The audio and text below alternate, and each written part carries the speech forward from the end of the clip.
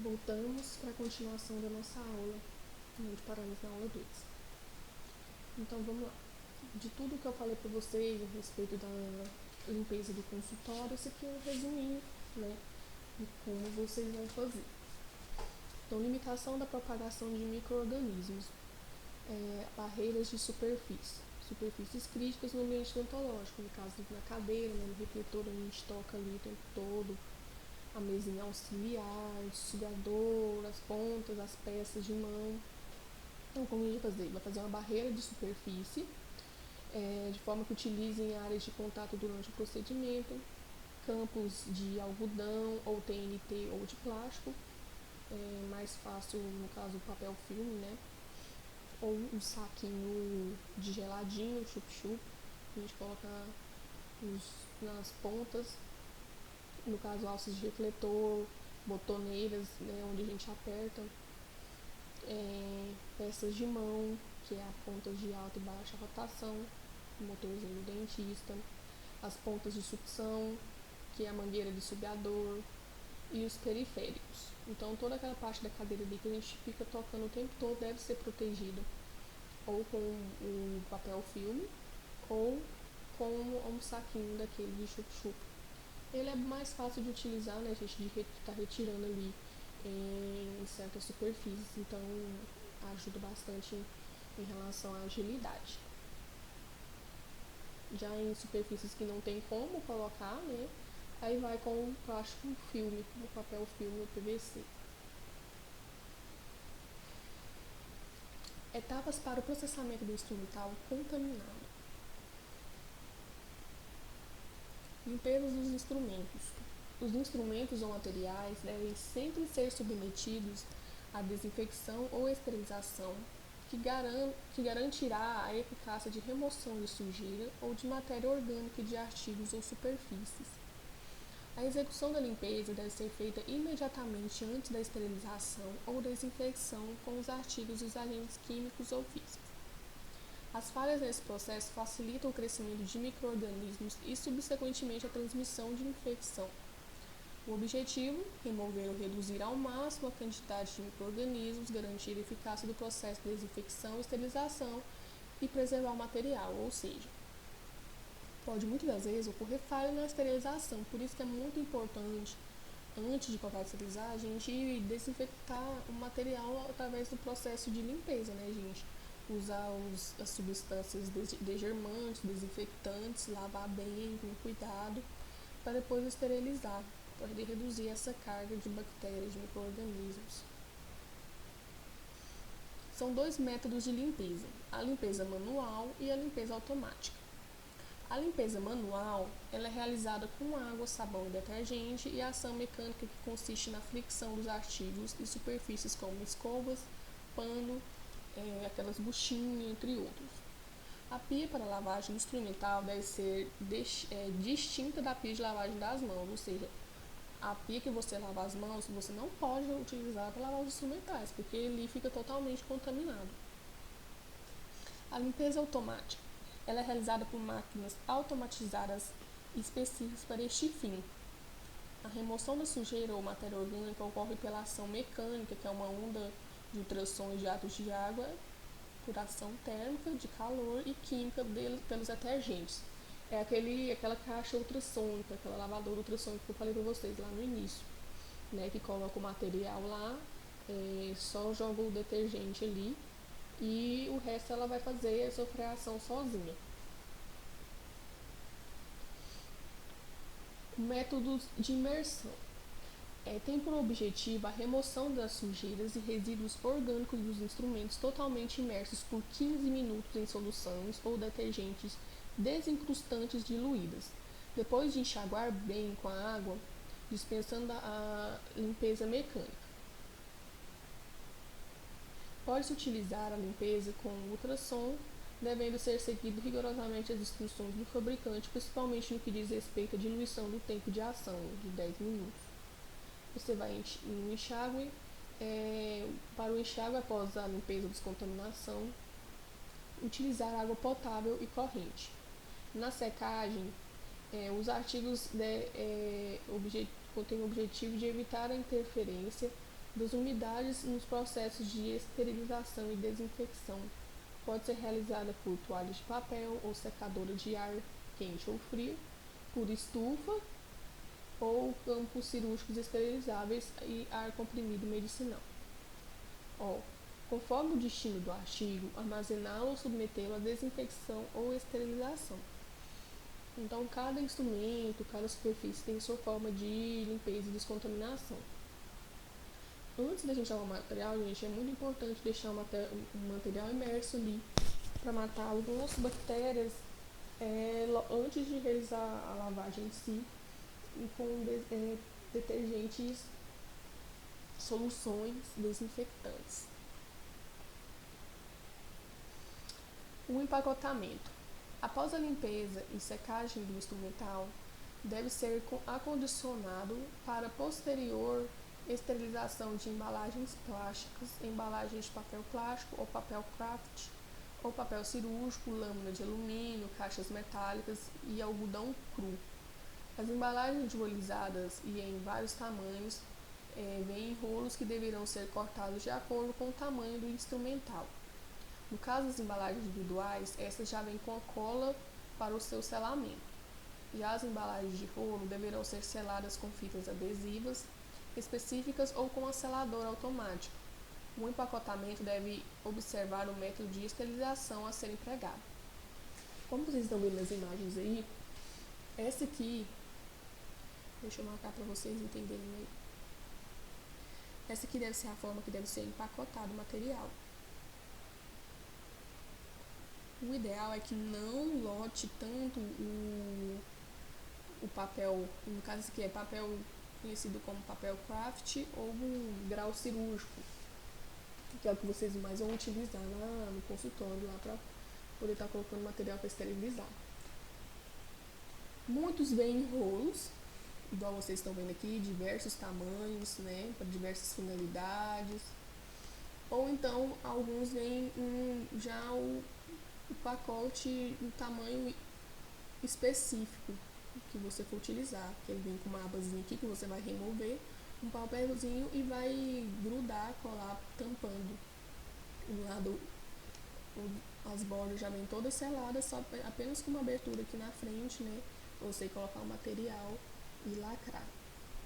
Ou então vai ser vir em rolo aqui, né, que você vai cortar do tamanho ideal do instrumental e você vai isolar, vai fechar esse papel ou com uma seladora. O que é essa seladora? É como se fosse uma chapinha que você vai pressionar, né? Esse papel lá, essa seladora, ela aquece, ela é aquecida. Aí você vai colocar esse papel lá, vai pressionar por alguns segundos e ela vai selar, formando essa marquinha que você está vendo aqui, ó. Vocês têm que certificar que seja totalmente lacrado. Ou então por algum tipo de fita crepe que ela vem com uns riscozinhos. É um papel, é uma fita crepe específica, justamente para a esterilização. Vocês vão ver ali na frente, vão entender melhor.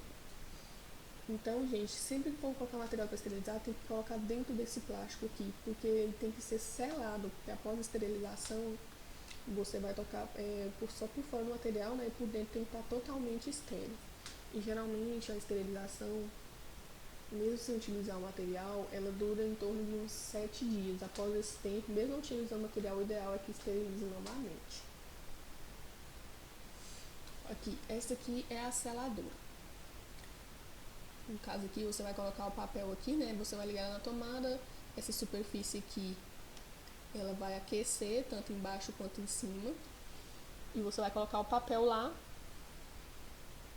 Algumas vêm com esse dispositivo aqui, que você passa por um lado para o outro, ajudando a selar o material. Outras vezes é só você colocar também e apertar e esperar uns segundos que ele já sela. Tem vários modelos de seladores, vocês vão ver de acordo com o lugar que vocês vão trabalhar, né? Mas o ideal é que lacre totalmente esse papel de esterilização, conhecido ou como papel craft ou como grau cirúrgico.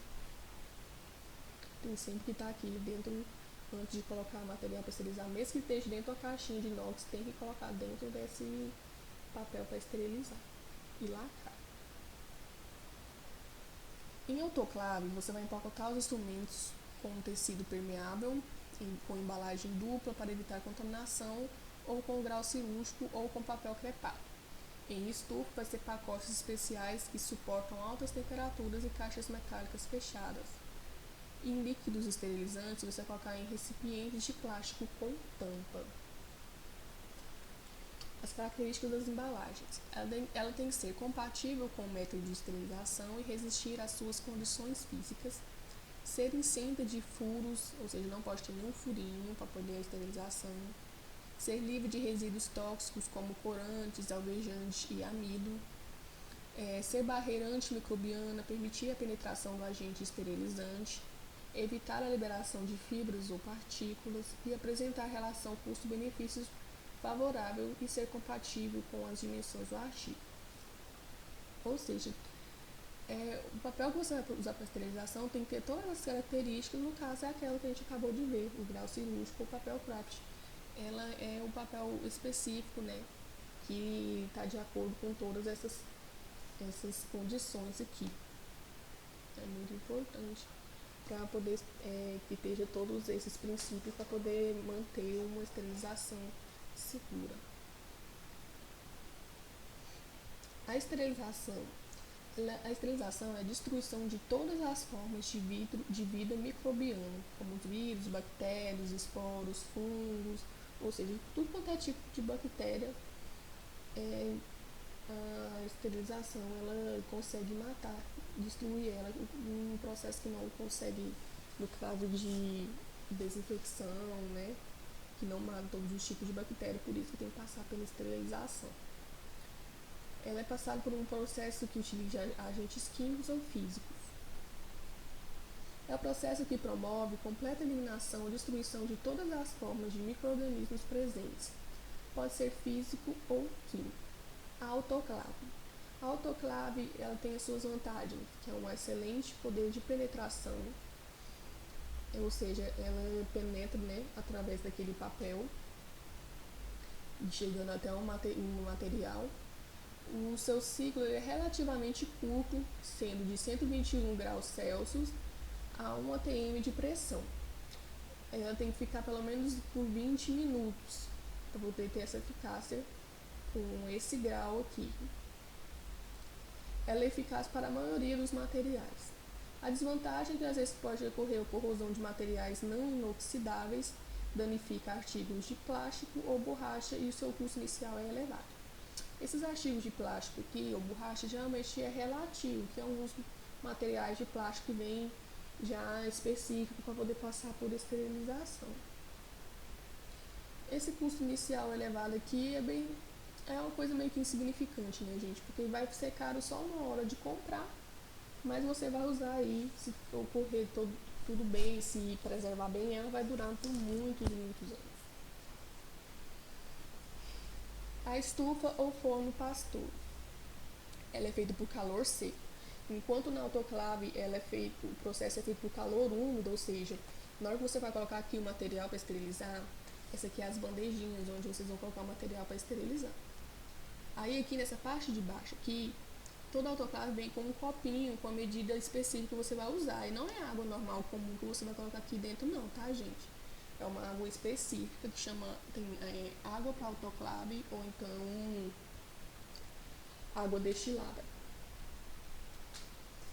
Já a estufa, ela é feita com calor seco, ou seja, você vai colocar o material aqui dentro, ela vai aquecer até um grau específico, mas não vai nada de água dentro, apenas o calor mesmo. As vantagens delas é que ela é eficaz para instrumental de metal, ela não corrói e nem enferruja. É método simples e de baixo custo inicial. A desvantagem é que ela requer um ciclo longo, ou seja, vai de 160 graus por 2 horas, enquanto a autoclave ela precisa apenas de 121 graus e vai esterilizar o material em apenas 20 minutos. A desvantagem também é que ela possui pequena penetração, ela pode descolorir ou queimar no papel ou tecidos e prejudica o corte dos instrumentos. Por isso que a estufa ela não é mais utilizada hoje, sem contar que ela também não é tão eficaz assim quanto alguns todos os tipos de bactéria, né? Ela já não é tão vantajosa. A autoclave ela tem um controle aqui pelos ponteiros dela, né? E tá aí então a diferença entre a autoclave e a estufa. O método de esterilização, utilizando diferentes físicos procedimentos indicados para a esterilização do instrumental, utilizado na prática odontológica. A gente possui agentes químicos e agentes físicos. O que são os agentes químicos? Como já falei para vocês, são os detergentes, né? Antibacterianos, no caso o glutaraldeído de 2 ou a 3,2%, ou o óxido de etileno, que é um gás.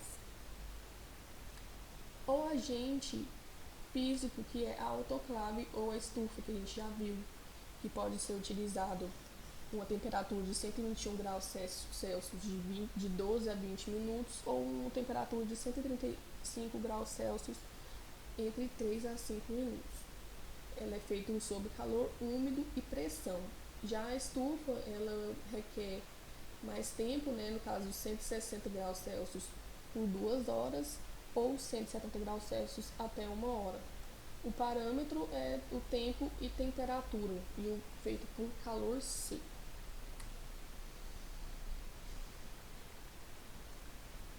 Alguns lembretes técnicos. O processo de esterilização de artigos é um dos métodos mais eficientes de controle de infecção e o seu uso deve ser recomendado na rotina odontológica. Os itens que não sejam descartáveis e que não possam ser submetidos ao processo de esterilização, como o calor, pelo calor, tem no glutaraldeído a 2%, que é a melhor opção como esterilizante de imersão.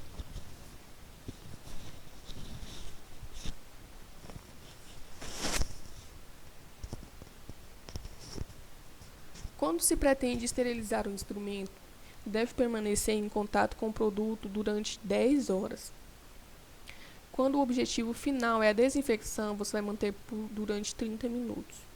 É importante seguir as instruções do fabricante e, vencido o tempo de esterilização, o material deve ser colocado em recipiente de metal esterilizado para lavagem com soro fisiológica ou água esterilizada.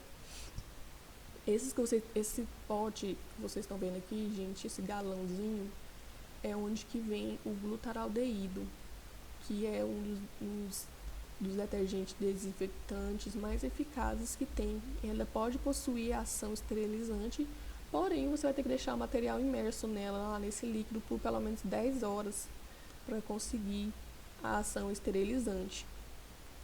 Mas como a gente utiliza a autoclave para essa função, vamos utilizar ela apenas com o objetivo de desinfecção. Ou seja, após utilizar os instrumentais, você vai colocar lá dentro do pote, né, com a substância, vai deixar por 30 minutos, aí após esses 30 minutos você vai lavar o instrumental.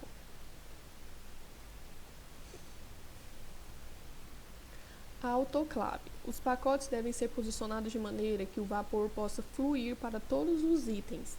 Deve-se respeitar um espessamento de 20 a 25 milímetros entre todos os pacotes e destes para as paredes do aparelho. Os pacotes maiores devem ser posicionados na parte inferior da câmara e os menores por cima para facilitar o fluxo a vapor. Igual como eu mostrei para vocês lá, tem duas prateleirinhas, né, duas bandejinhas na autoclave. Então, os pacotes maiores, igual caixa ou então alicates, né, esses instrumentais maiores, mais robustos, você vai colocar na prateleira de baixo, enquanto os outros vai colocar na prateleira de cima. Mas é muito importante manter esse espessamento, igual está falando aqui, de 20 a 25 milímetros, para poder fluir, né, o vapor entre os instrumentais, para poder ter a garantia de que todos vão passar pela etapa de esterilização. Vocês vão ver também, gente, que existem vários tamanhos de autoclaves. Elas são definidas por litros, né? E você deve seguir as recomendações daquele fabricante, porque não é sempre que você vai poder lotar a autoclave de instrumental, porque senão não vai conseguir ter uma esterilização favorável. A estufa, elas devem trabalhar a meia carga, observando o mesmo espaçamento proposto para as autoclaves, no caso de 20 a 25 milímetros. Devemos lembrar que o tempo de esterilização deverá ser contabilizado a partir do momento em que a temperatura recomendada tenha sido atingida. Ou seja, a estufa a gente utiliza ela em 160 graus, né? Como ela tem aqueles ponteirinhos que eu mostrei para vocês, você tem que observar ali que assim que atingir os 160 graus Celsius, que é o recomendado para ela, a partir que ela atingir aquilo ali que você vai fazer a contagem de 1 hora, 1 ou 2 horas. Existem termômetros específicos para estufa com finalidade de controlar a temperatura ou estufas com termômetro digital. Mas atenção, as bandejas também necessitam de ser submetidas à esterilização, devendo ser trocadas a cada paciente atendido. Após a esterilização, o instrumental deve ser manipulado e as suas transferências para as bandejas devem ser feitas por meio de pinças também esterilizadas. Quando uma caixa é aberta, não pode mais assegurar a esterilidade do instrumental que ela contém, ou seja, se você teve que abrir a caixa para pegar um instrumental e não usou os outros, não adianta querer guardar para usar depois, porque perde a esterilização. Você vai ter que esterilizá-la novamente. Como também já foi dito para vocês lá no início, tem os testes físicos e químicos das autoclaves, né, ou estufa, para saber se elas estão realmente esterilizando o material. Como que é feito isso? Os testes físicos, elas compreendem o desempenho do equipamento e envolvem a observação de parâmetros como a leitura da temperatura e pressão durante a fase de esterilização e a utilização de manômetros e registros do equipamento. Já nos testes químicos, elas consistem em tiras de papel impregnadas com tinta termocrômica que altera a coloração quando exposta a temperatura por tempo suficiente. Vocês vão entender melhor agora. Os indicadores químicos. Indicadores químicos tem a classe 1, existem vários tipos de classe, tá, gente? Mas eu coloquei para vocês aqui os principais e também que estão descritos na apostila de vocês. A classe 1 corresponde à fita adesiva impregnada com tinta termoquímica que quando exposta a temperatura muda a coloração. Essa aqui é a fita crepe que eu falei para vocês que é específica para utilizar, né, para lacrar aquele papel de esterilização, o grau cirúrgico ou papel craft. Então é essa fita aqui, essa fita crepe específica. Ela vem, aqui vocês não vão conseguir ver porque está muito clarinho. Aqui vocês conseguem ver um pouquinho melhor. Ela vem com as tirinhas coloridas. Ela pode vir em cor amarela, no caso igual essa daqui, ou então em cor de rosa, para ser claro. Vou ver se eu consigo destacar para vocês. Entre essas duas tiras vermelhas tem aqui uma tirazinha amarela. Aí quando você utiliza para lacrar o material, ao retirar o material ela tem que estar assim, tem que mudar a coloração, ela vai ficar um marrom escuro. Se ela sair com marrom escuro, é porque foi eficiente a esterilização, o material esterilizou. Mas caso sair da autoclave ainda com essa tirinha amarela, depois do ciclo, é porque quer dizer que não esterilizou o material. Então tem alguma coisa errada, ou colocou excesso de material, ou então algum defeito na autoclave, aí tem que esterilizar novamente. A classe 5 é um indicador integrador que reage a todos os parâmetros críticos do processo de esterilização, como temperatura, tempo e qualidade do vapor utilizado em cada pacote. E a classe 6 é indicadores de simulação, só reage a 95% dos ciclos estiver concluído. Como vocês podem ver aqui, um tipo de classe 5 é esses papelzinhos aqui, que você coloca no meio da esterilização, que ela tem que mudar a cor também no final da esterilização. Aceitável se a cor do quadrado for igual ou mais escura que a cor da seta. Então, para você ter a eficiência e saber que esterilizou o material, tem que cumprir essa referência aqui. Então, no caso dessa do papelzinho com integrador químico,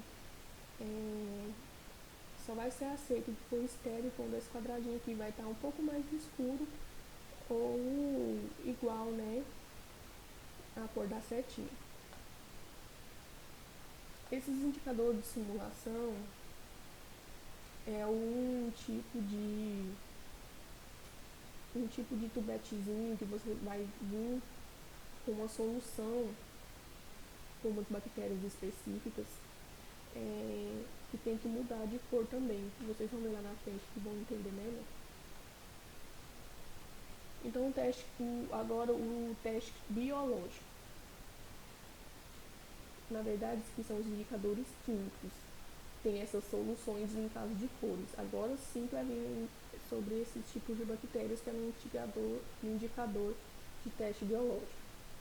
O teste biológico são classificados em primeira, segunda e terceira gerações de acordo com a ordem crescente de velocidade e rapidez na elevação dos resultados. Um indicador biológico de primeira geração. Essa parte aqui, gente, não vai ter na apostila de vocês, vai ter, na verdade, só o tipo 1, tá? Mas eu achei importante colocar esses três para vocês entenderem as diferenças. O indicador biológico de primeira geração são envelopes contendo tiras de papel com bacilos secos, ou seja, vai ser bactérias secas, né? Vai ter esses tipos de bactérias para autoclave.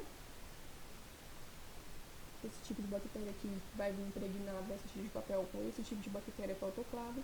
E esse tipo de bactéria aqui para estufa. No caso, para estufa, esse B subtilis. E para autoclave, esse aqui, com esse nome super difícil que vocês estão vendo aqui. No caso, que é Stearothermophilus. Ela leva cerca de 2 a 7 dias para incubação. Vem um pacote único, no ponto mais frio, preferencialmente na primeira carga do dia. Você vai usar ela na primeira carga do dia.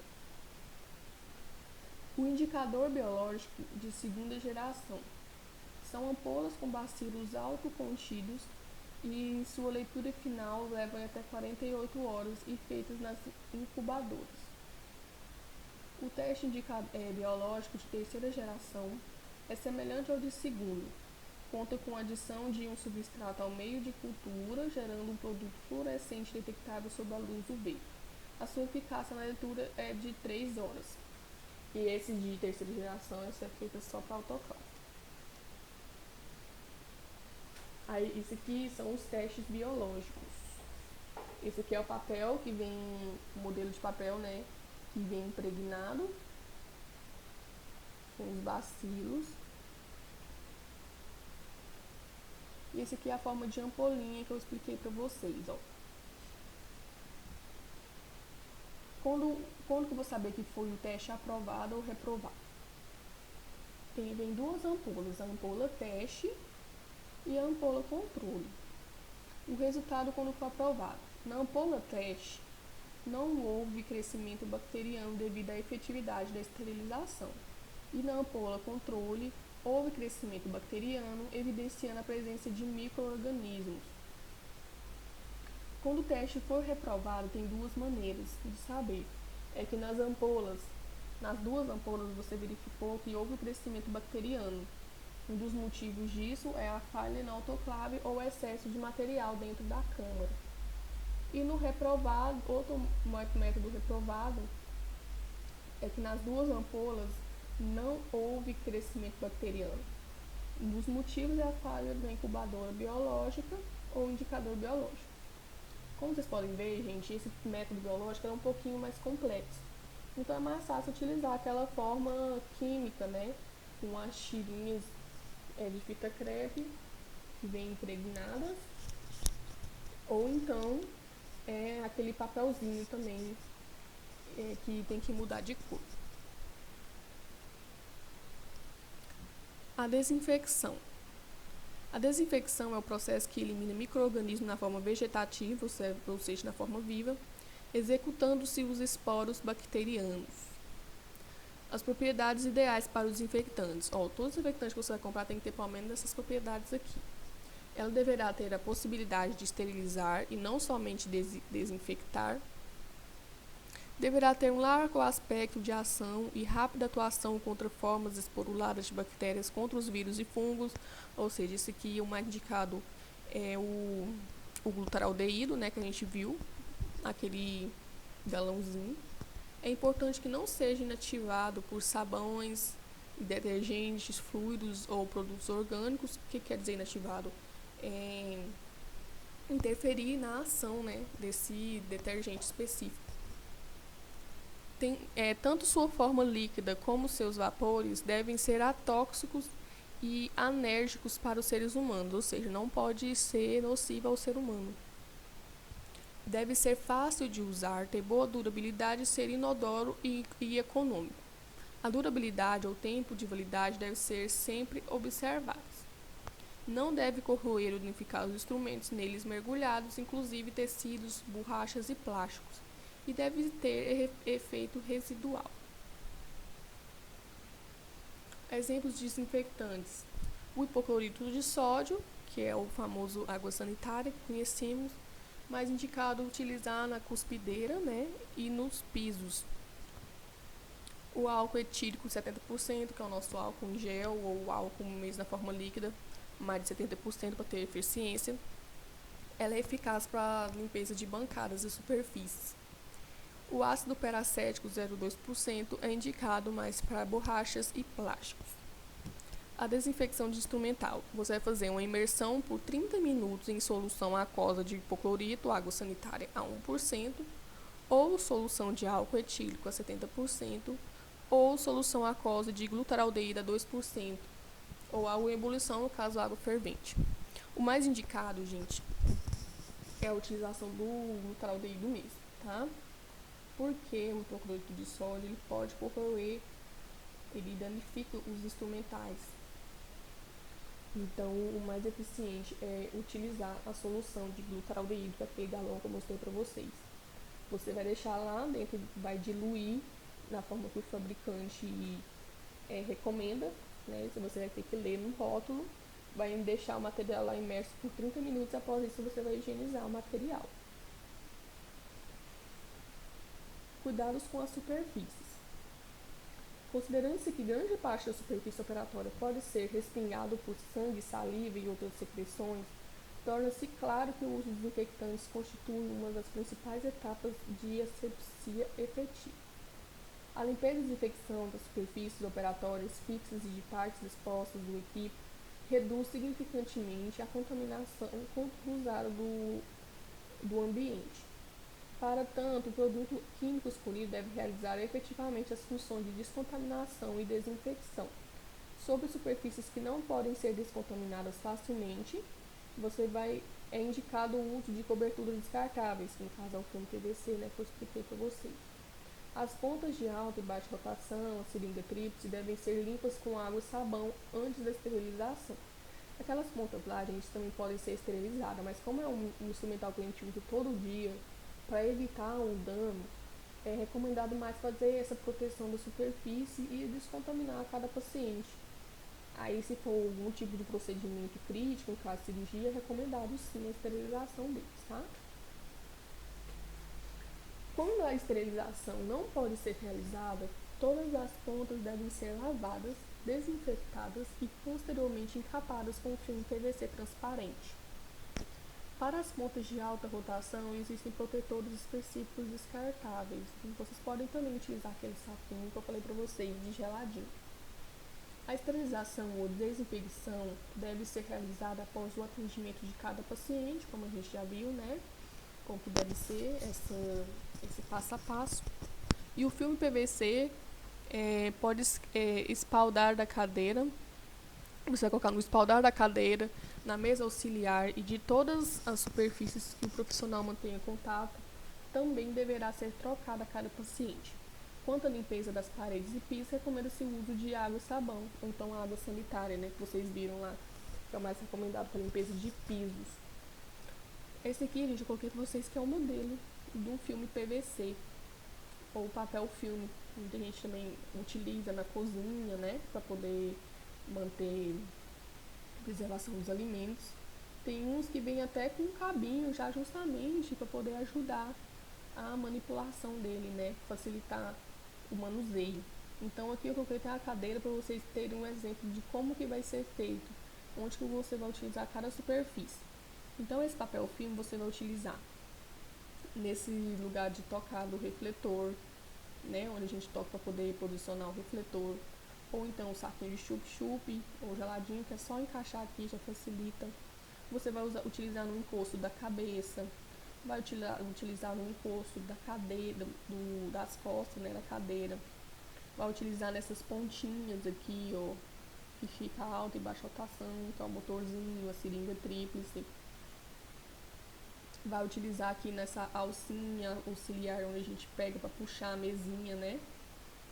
Então, todo lá na cuspideira também, que não tá mostrando, mas lá na cuspideira, naquela mangueirinha, onde fica o sugador, também deve ser encapado. Se não for encapado, pelo menos essa superfície onde for encostar o paciente, a cabeça e as costas, deve pelo menos fazer a desinfecção a cada paciente, tá, gente? Porque a gente nunca sabe por onde a pessoa passou. Ela põe a mão ali, encosta, e se chega outra pessoa sentar ali, pode acabar contaminando ela. Soluções para desinfecção. O hipoclorito de sódio a 1%, que é água sanitária com espectro de ação, ela tem ação virucida, bactericida, micobactericida e esporicida para um grande número de esporos. Tudo que vocês veem aqui que tem a terminologia em sida, gente, quer dizer que ela mata a bactéria, tá? Quer dizer que ela tem a ação de matar a bactéria. Então, virucida tem a ação de matar o vírus, bactericida tem a ação de matar a bactéria, micobactericida tem a ação de matar micobactérias, esporicida tem a ação de matar os esporos, tá? A contaminação de uso, a concentração de uso 0,02% a 1% é indicado para desinfecção de baixo e médio nível. As superfícies não metálicas. Não deve ser aplicado sobre superfície metálica devido à sua ação corrosiva, como eu falei para vocês. A água sanitária, ela corrói, ela danifica o instrumental odontológico, então, por isso que a recomendação é de utilizar só no chão, ou quando for limpar ali a cuspideira, tá? E para o instrumental, recomendado utilizar o glutaraldeído. Também é contraindicado em mármores, pois causa sua descoloração. Fenol sintético.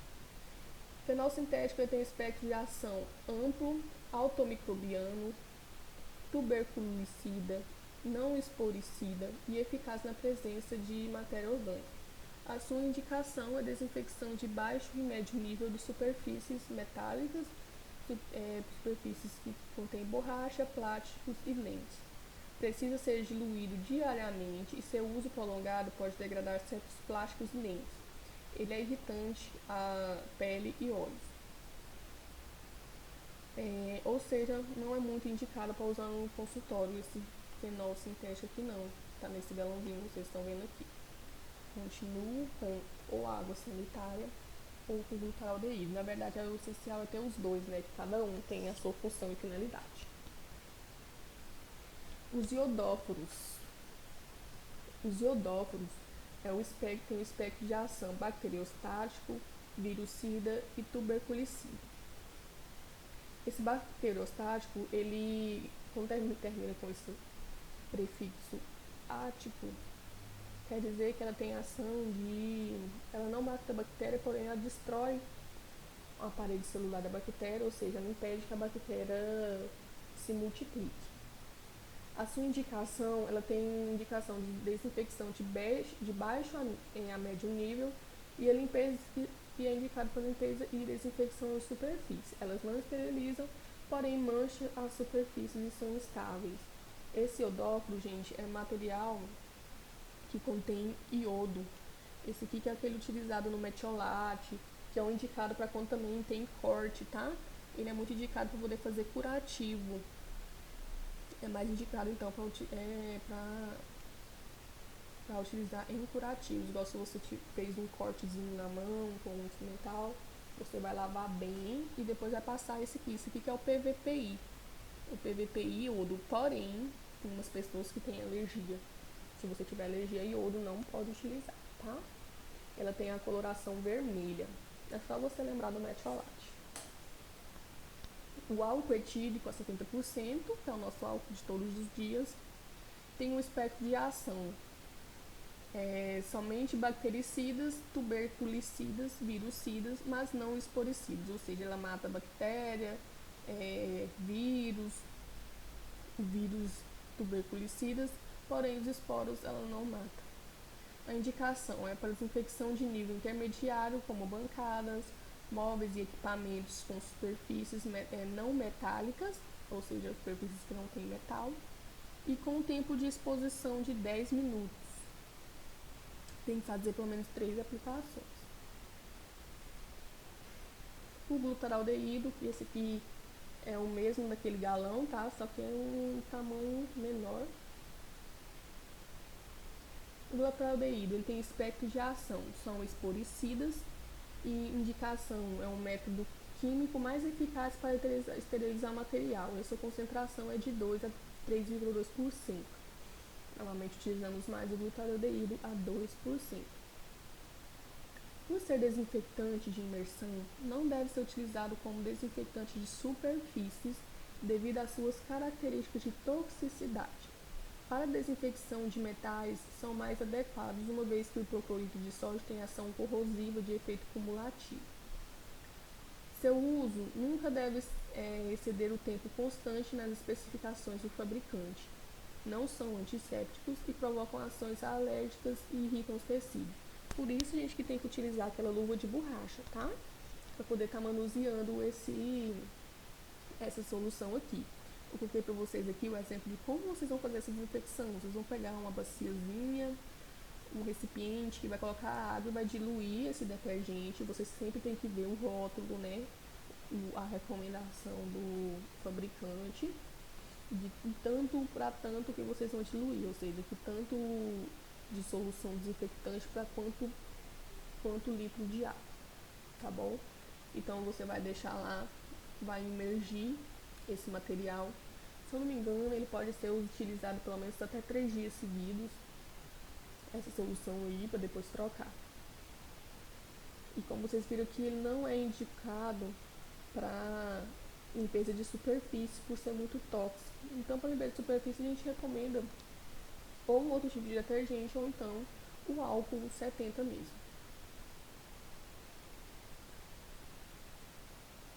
E para a formaldeído, ele tem um espectro de ação por inativação microbiana, potente contra esporos, bacilos da tuberculose e micro-organismos vegetativos, porém eles são muito tóxicos também.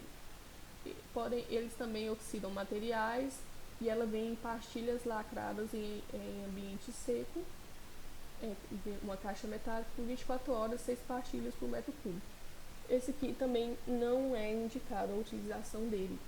Eu estou mostrando para vocês porque, como está na apostila, é um método de desinfecção, porém não é o mais indicado. Continuamos com o glutaraldeído, o álcool 70 e a água sanitária. Cuidado com os moldes e modelos, isso aqui é muito importante, vocês vão ter que realizar esse processo aqui. Para evitar que o material contaminado seja enviado ao laboratório de prótese, recomenda-se a sua lavagem prévia e descontaminação no consultório. Ou seja, você não vai mandar esse daqui totalmente contaminado, tirou da boca do paciente, passa só uma aguinha lá, não, tá? Após a realização de moldagens, devemos remover a saliva, o sangue e outros detritos. Em seguida, usar substâncias desinfetantes para depois enviá-los ao laboratório ou vazar o gesso. Os desinfectantes indicados são o hipoclorito de sódio a 1% ou o glutaraldeído a 2% e aplicação por aspersão ou imersão. O mais indicado vai ser por imersão, tá, gente? Por imersão não, perdão. Aliás, por imersão, sim. Porém, o material que vai ser alginato, esse aqui que vocês estão vendo, essa foto maior aqui, é um alginato. É aquela massinha que usa para poder fazer os moldes. Esse aqui, apenas você jogar, igual eu tô mostrando aqui, um sprayzinho com água sanitária, tá? O mais indicado a limpeza e desinfecção de moldes é o hipoclorito de sódio, ou seja, a água sanitária. para qualquer tipo de modelo. E no caso do alginato, ele não pode ser mergulhado, porque a composição dele, se colocar dentro da água, a massa vai absorver muita água e vai danificar todo o molde. Então, o recomendado é primeiro passar a água, né, para remover o excesso de saliva. Depois você vai jogar com spray um pouquinho esse hipoclorito de sódio, deixar ela agir por alguns minutos, depois remover novamente e vazar o gesso. Já esse outro tipo de material de moldagem aqui que vocês estão vendo dentro do potinho, esse aqui se chama silicone de condensação ou silicone de adição. Vocês vão entender mais lá na frente qual a diferença de cada um. Esse tipo de material pode ser imergido dentro de um pote com hipoclorito de sódio e água, deixar lá por uns minutos depois de enxaguar. Então, como vocês vão fazer esse processo de desinfecção? Você vai lavar o molde com água, remover o excesso, batendo suavemente o molde e irá sobre uma superfície firme.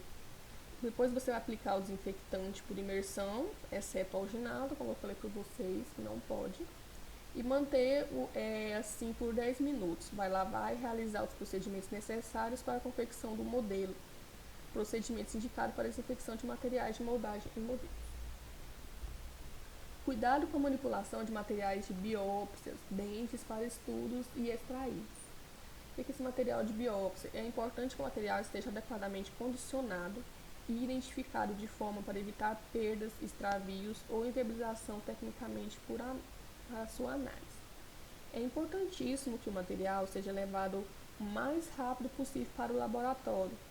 Sempre que houver dúvidas quanto aos procedimentos, como o acondicionamento ou fixação ou necessidade de material adequado, deve ligar ao laboratório.